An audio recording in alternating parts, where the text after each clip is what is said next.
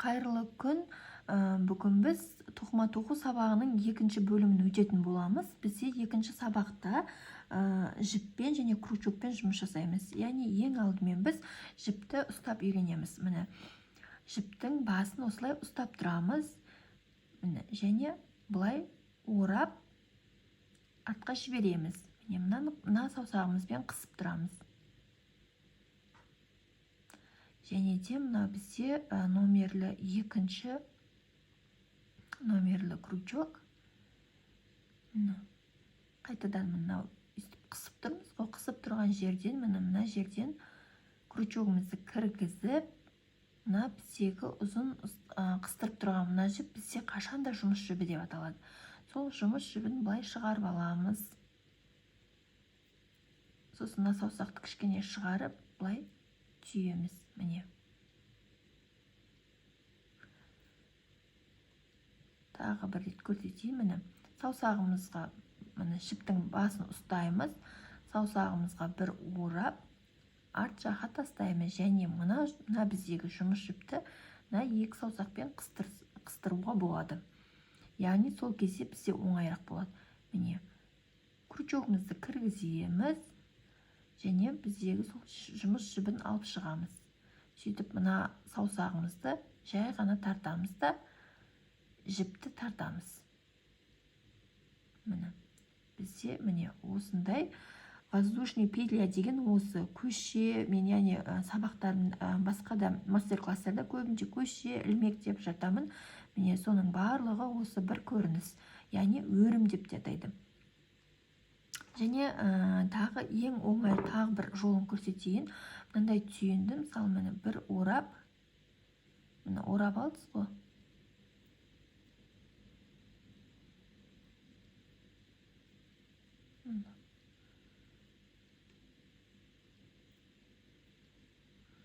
Осылай байлап алып бастасаңыз да болады. Мені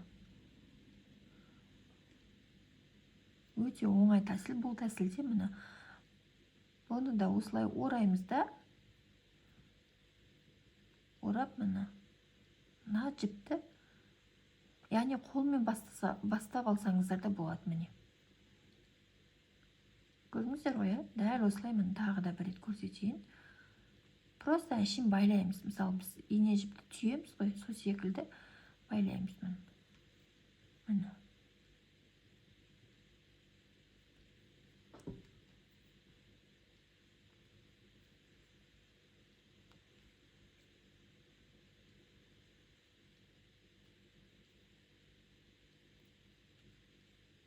Міне, осылай басталады. Енді бізде міне осы ілмектің ішінен жұмыс жібін бір ілеміз, және мына түйінді қысып ұстап тұрамыз. Содан кейін осылай тартамыз. Міне, бізде бір ілмек болды, яғни бір воздушный петля болды. Яғни өздеріңізге бұлай ұстау ыңғайсыз болса, бұлай ұстап осылай пайдалансаңыздар да болады. Міне, тағы да крючокқа жіпті ілеміз, тартамыз, тағы да ілеміз, тартамыз. Бос тоқсаңыздар, біздегі жұмысымыз бос болады. Қысып тоқуға да болмайды, қатты бос қылып тоқуға да болмайды. Яғни бір темппен орташа жағдайда тоқуымыз керек. Міне, біреу, екеу, үшеу, төртеу. Міне, тағы да мынау ілмегімізге жұмыс жібін ілеміз, шығарамыз, ілеміз, шығарамыз, ілеміз, шығарамыз, іліп аламыз, шығарамыз. Іліп аламыз, шығарамыз, ілеміз, шығарамыз. Міне, өте оңай. Біреу, екеу, үшеу, төртеу, бесеу, алтау, жетеу, 8, 9, міне 10 болды. Енді дәл осылай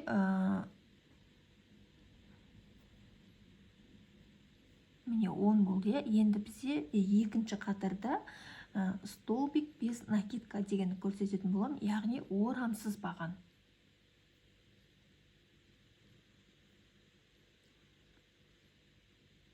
тағы да мен екінші қатарға бұрылу үшін тағы да биіктік үшін бір ілмек іліп аламын да, және осы жерге міне орамсыз баған жасаймыз. Яғни кері қарай былайынан тоқимыз, кері қарай.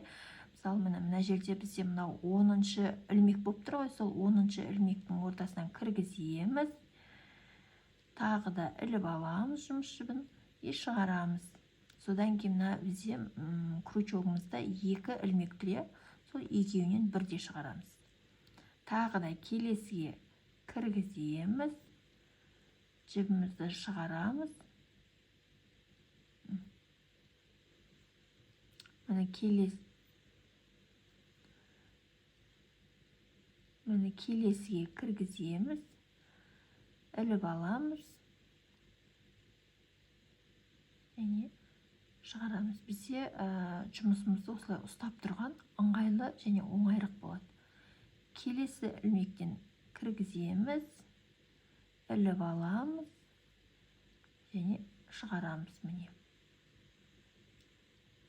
келесіде тағы да іліп аламыз, шығарамыз. Міне екеуінен бірдей өткіземіз. Кіргіземіз, іліп аламыз, шығарамыз.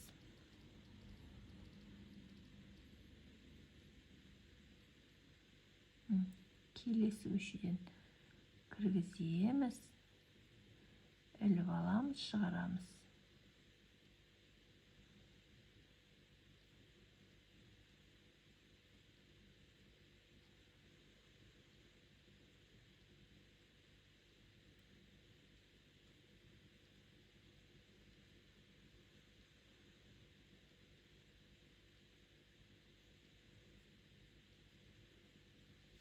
Міне мына бізде соңғы ілмек. Тағы да кіргіземіз, іліп аламыз, тағы шығарамыз. Міне бізде бірінші қатар бітті. Енді екінші қатарда да дәл осыны қайталап тоқып көрейік. Яғни биіктікке екінші қатарға өту үшін, биіктігі үшін тағы да бір ілмек іліп аламыз.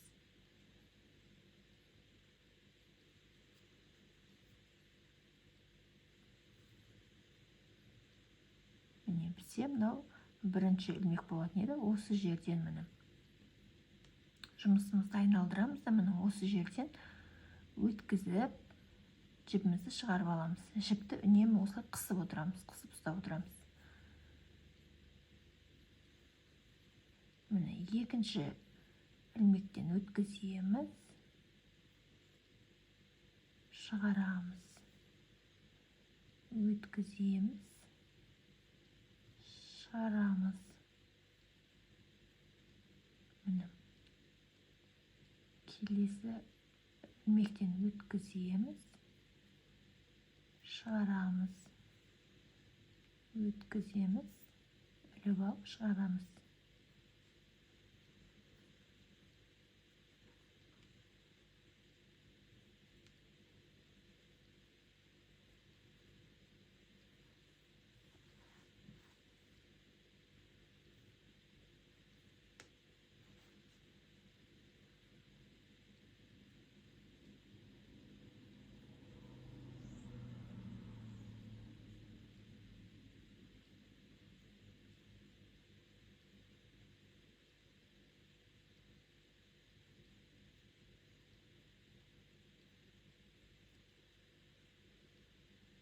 Міне бізде соңғы ілмек, өткіземіз, шығарамыз. Міне бұл бізде екінші қатар. Енді биіктік үшін тағы да бір ілмек іліп аламыз, жұмысымызды айналдырамыз. Ендігі қатарда мен сіздерге орамды бағанды көрсетемін. Столбик, накидка көрсетемін. Орамды баған. Яғни біз бір көшше іліп алдық қой, міне, биіктік үшін. Енді бізде орамды бағандарымыз бірдей болу үшін тағы да бір ілмек іліп аламыз. Біреу, екеу, міне тағы да бір ілмек ілеміз. Міне жұмысымызды айналдырамыз.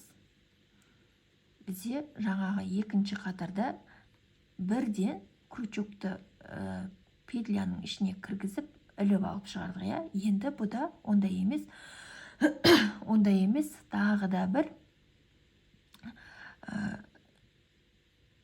енді біз бұда тағы да бір осылай жібімізді крючокқа бір айналдырып аламыз да, одан кейін бар кіргіземіз. Міне бізде крючокта 3 ілмек болып тұр, иә. Енді 3 ілмек екеуінен бір шығарамыз, міне. Одан кейін келесі екеуінен бір шығарамыз. Міне бізде орамды баған. Тағы да айналдырып аламыз. Келесі петлядан кіргізіп, жұмыс жібін суырып аламыз. Міне қысып отырған, мысалы, ұстап отырған жұмыс жіпті суырып аламыз да, екеуінен бір шығарамыз. Келесі екеуінен, крючоктағы екеуінен жұмыс жібін қайта іліп бір шығарамыз. Міне орап аламыз. Міне кіргіземіз петляға. Орап аламыз. Міне екеуінен бір шығарамыз. Келесі екеуінен бір шығарамыз. Міне орап аламыз. Крючокты, жіпті крючогымызға ораймыз да, міне келесі ілмектен, яғни ілмек деп те, көше деп те, өрім деп те атайды. Яғни біз сол ілмектен өткізіп шығарамыз. Міне біздің крючогымызда 3 жіп тұр, иә. Енді соның екеуінен, міне 3 болып тұр ғой. Міне мынаны ораймыз да, міне екеуінен бір шығарамыз. Тағы да орап аламыз да, мына екеуінен бір шығарамыз. Қайталап соны жасаймыз. Ораймыз. Ілмектен өткіземіз. Суырып аламыз да, міне екеуінен бір шығардық. Екеуінен тағы да бір шығарамыз. Ораймыз. Ілмектің ішінен өткізіп, міне жұмыс жібін тартып аламыз да, міне осылай әр екеуден шығарамыз. Және соңына дейін былай тоқып шығамыз.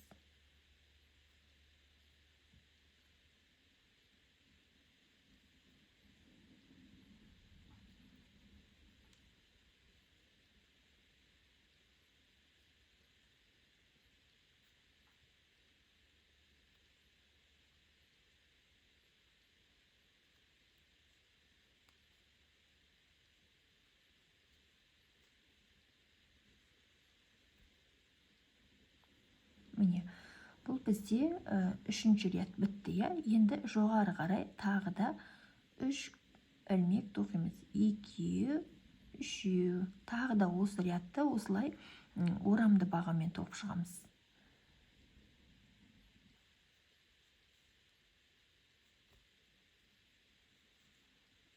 Орап аламыз.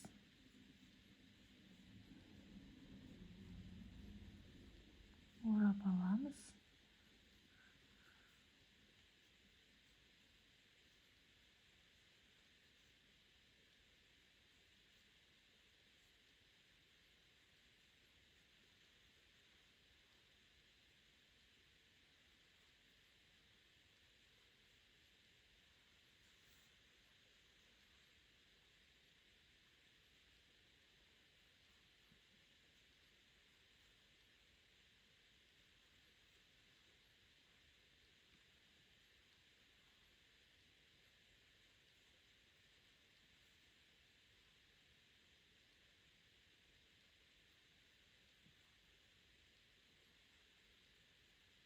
Міне бізде бұл бір орамды баған болды, иә. Енді келесі қатарда мен сіздерге жартылай орамды бағанды көрсететін боламын. Біреу, екеу, 2 ілмек іліп алдым. Жұмысымызды айналдырамыз. Бір ораймыз. Дәл мына осындай бір орамдағыдай, міне бір орап аламыз да, кіргізіп, міне шығарамыз. Енді бізде 3 болды.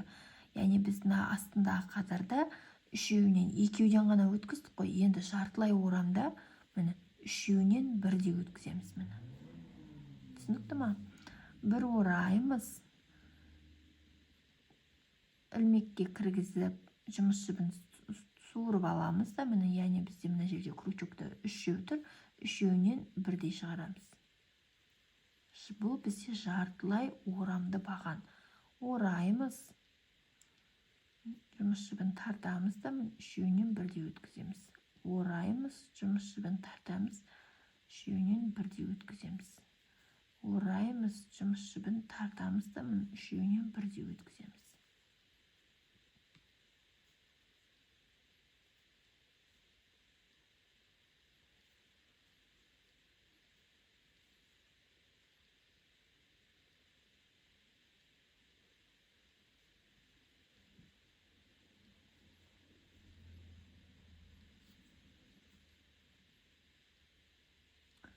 Мына жерде ең алдымен біз көшше тоқуды, яғни ілмек тоқуды үйрендік. Одан кейінгі қатарда орамсыз баған тоқыдық, 2 қатар.